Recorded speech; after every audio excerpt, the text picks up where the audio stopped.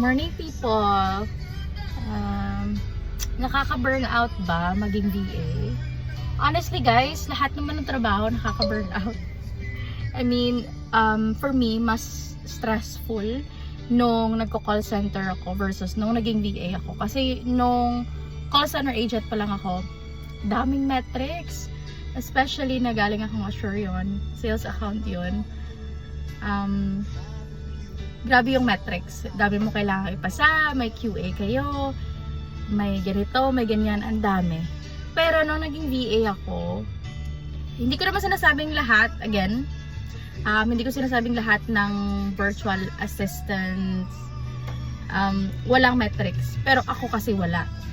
So ano lang, direct client kasi ako, lahat.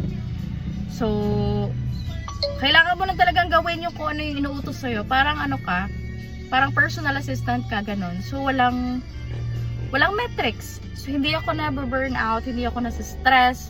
Yun bang feeling na hindi mo kailangan sabihin na, Diyos ko, Monday na naman ulit bukas, Monday na naman, ganyan. Hindi ko nasabi yun. Nung naging VA ako, like, excited ako palagi mag-work kasi, alam mo yun, ikaw lang mag-isa. Tapos, walang nagbabantay sa'yo. Parang simple lang lahat.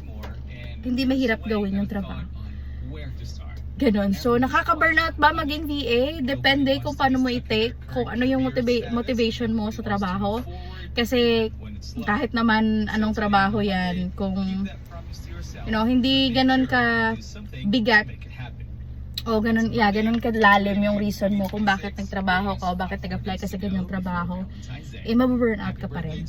So, find ways na mag-enjoy sa work. Like me and my friends, lumalabas kami every other month, or kung may pera, nagpunta sa resort o kahit anong paraan para maging masaya at mag-enjoy sa trabaho. Mag-de-stress, ganun. So, yun. Thank you.